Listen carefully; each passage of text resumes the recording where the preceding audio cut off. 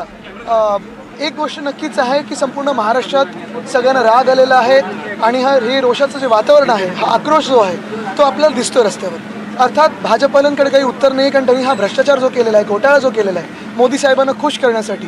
आता आपण पाहतोय समृद्धी महामार्ग, सकाळची बातमी आहे, ज्या भेगा पडलेल्या होत्या ते सिमेंटीकरण केलं गेलं, परत ते काँक्रिटीकरण निघालेलं आहे। पण मंत्र्यांच्या बंगल्यांवर उधळपट्टी बरं जोरदार चालू आहे। एका बाजूला राम मंदिर गळायला लागलेलं आहे, एअरपोर्टचं छत कोसळतंय, कुठे रेल्वेचा ॲक्सिडेंट होतोय, कुठे महाराजांचा पुतळा हा कोसळत आहे। पण ह्यांचं सरकार चालवण्यासाठी आणि सगळी जी काही उधळपट्टी आहे ती करण्यासाठी यांच्याकडे खूप वेळ आहे। आपण किल्ल्यावर देखील गेलेलात, राणेंचे भाजपचे कार्यकर्ते घेरावा नाही, ती त्यांची मेंटॅलिटी आहे, ते बालिशपणाला मी काही जास्त उत्तर देत नाही, तर त्यांना करत राहू दे। एक महत्त्वाचं आहे की तिथे असं करणं हे बालिशपणा आहे। आम्ही आमच्या सैनिकांना रोखलं होतं आणि महत्त्वाची गोष्ट म्हणजे आम्ही तिथे पाहणी करायला गेलो।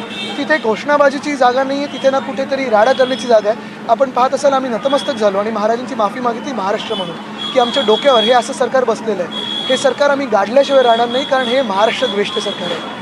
अभी तो देखा जाएगा तो पूरा माहौल बिगड़ गया है, क्या कहना चाहते हैं? माहौल बिगाड़ा किसने? हम तो यहाँ एक मोर्चा करने के लिए आए थे और यही बात है कि होम मिनिस्टर कहाँ है? जो इलीगल सीएम है वो उन्होंने तो जिम्मेदारी अपनी झटक दी, उन्होंने कहा ये इंडियन नेवी की बात थी। तो फिर ये आपटे कौन है? इसको कैसे काम दिया गया? किसका दोस्त है? क्या आपके परिवार में किसी का दोस्त है क्या?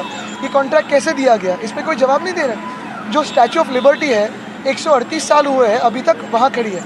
गेटवे ऑफ इंडिया को छत्रपति शिवाजी महाराज की जो मूर्ति है वो अभी भी वहाँ है। तो ये मूर्ति जो मोदी साहब ने अनावरण की थी वो कैसे 8 महीने में गिर गई? क्योंकि इसमें घोटाला है, भाजपा ने घोटाला किया। भ्रष्टाचारी जनता पार्टी ये भाजप का नाम है। तर नेव्हीकडे बोट दाखवलं जात आहे, नेव्हीकडे बोट दाखवलं जातं। हो, पण हे दुर्दैव आहे, कारण जे देशभक्ती आम्हाला शिकवतात तेच नेव्हीकडे बोट दाखवतात। जे हिंदुत्व आम्हाला शिकवतात ते कुठे आहेत तथाकथित हिंदुत्ववादी?